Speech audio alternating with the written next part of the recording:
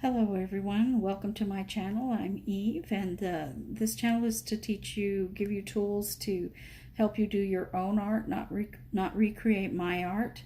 And to that end, this video is about reusing canvases.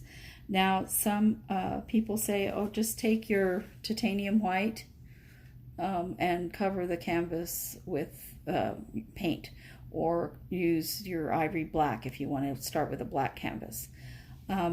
I don't like doing that because the paint is thicker than gesso and it will leave thick, unattractive brush strokes. So you'll be able to see them in your finished product. So we're going to use gesso, Gesso, and you can find this at most places that sell art paint. But if you can't find it, look at Hobby Lobby, Michael's, your local art store. You can even purchase it online. Some are very expensive. This brand is Master's Touch. That's Hobby Lobby's student grade, and it can be very inexpensive, and I even got this half price. So it's a little bit thicker. You're going to want to put it on a palette of some sort. I mean, look, this one is a little thin. So I could put it on my paper palette, and it has several sheets of paper here for you to use. But since this one is a little bit more liquid, I want to put it on this type of palette in one of the wells.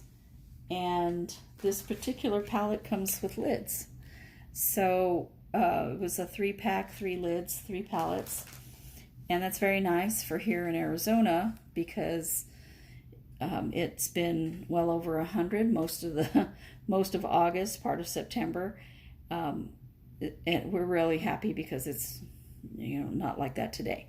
But it helps you keep the paint from drying so fast. So what I've done is I've taken the gesso and gone one direction. Get the strokes as smooth as you can. Smooth out any lumps that you see and go one direction. Nice and smooth. Use as much as you need to cover so that you can't see underneath. Don't try to skimp on the gesso because then the other one will show underneath. Nice, smooth strokes.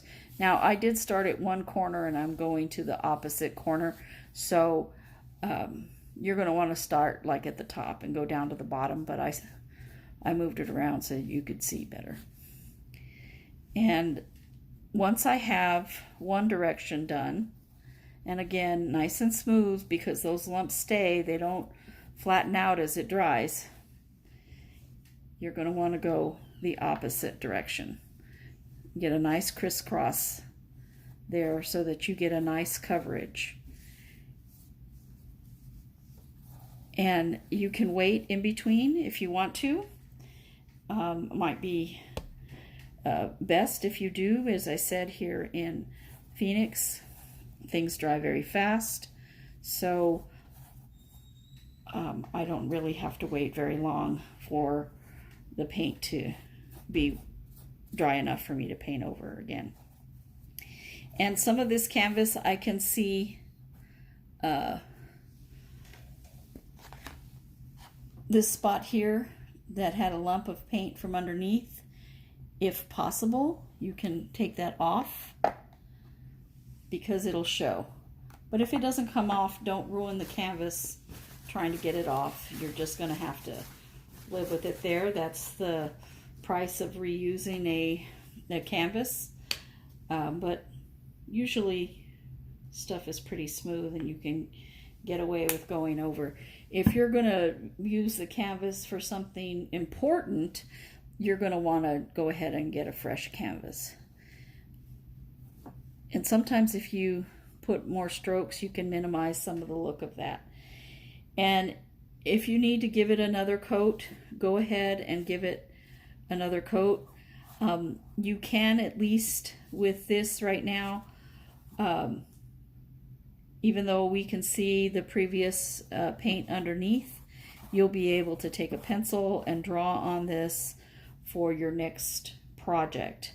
Now, this canvas that I'm using, I had used for demonstration purposes, so it had a lot of random things on it showing various people how to write script with a paintbrush, how to, paint water, like a sunset, so that I had something to paint on that wasn't their canvas and show them how to do.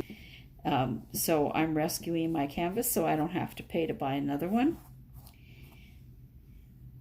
And I have plans already for this canvas, but you can just take old canvases, paintings that you don't like, and go ahead and get them ready to go so that when you have a painting that you want to do, you don't have to go buy a canvas or look through your canvases and see which one you want to paint over at that time. And you can make those choices right away when you're painting over previous paintings. Now, I generally do several at a time if I'm going to do this, and just have them ready to go so that I can put new paintings on them. And again, you want to have this as smooth as possible so that no lumps or brush strokes show in your finished product. Brush strokes matter. They're important. So you want any brush strokes that show to be brush strokes in your artwork, not brush strokes underneath on your canvas. So now you will set that aside. Do not disturb it. You don't want to put fingerprints in it, because fingerprints will actually show up in your painting, and so you don't want people to go, oh, look, there's fingerprint in there, and they'll think it's fingerprint in the paint of your painting rather than a fingerprint on your canvas. So make sure you don't touch it, you don't disturb it. Now, this gesso is acrylic, so it's water soluble. You're going to want to wash your paintbrush with soap and water. You're going to want to wash your palette right away.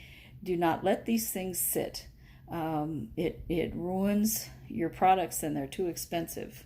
So with your paintbrush, the first thing you're going to do is make sure that it's in plenty of water, and you're going to rinse it to where most of it is out of there. And I use a paper towel, and I take my paper towel and I blot it. Then I take it to a sink. I put soap in my hand right here, and I put the paintbrush into the soap and give it a good lather, and then I run it through clear water. And if it still looks dirty, I go ahead and wash my hands and then repeat and get it out of there. And you're going to want to let it dry with the bristles nice and flat. Now, this obviously isn't clean because I didn't have soap and water here, but you're going to want to make sure that you let your paintbrushes dry. Don't put them in something that doesn't have air. You want those bristles to have air to dry, and you want to make sure that they're not upside down in something, because your bristles will get curly and they'll never lose that shape. So I hope that this has been helpful to you. Go ahead and go find your old canvases that you don't like. Get them all prepared so that you can make new paintings. And don't be afraid to not like your paintings. Everybody paints something that they really don't like, or they're saying, you know what, I could do better. Especially if you've been painting for a while now and you look back at some of the first ones, you're like, really don't like that. Because your friends and family will tell you, oh no, it's good, but you know what you like. And go ahead and reuse those canvases so that you can keep your art supply dollars on, paint and things like that, and not have to keep buying canvases and have a stack of canvases of things that you don't like. Thank you, and I hope you come back to my channel. Thanks. Bye.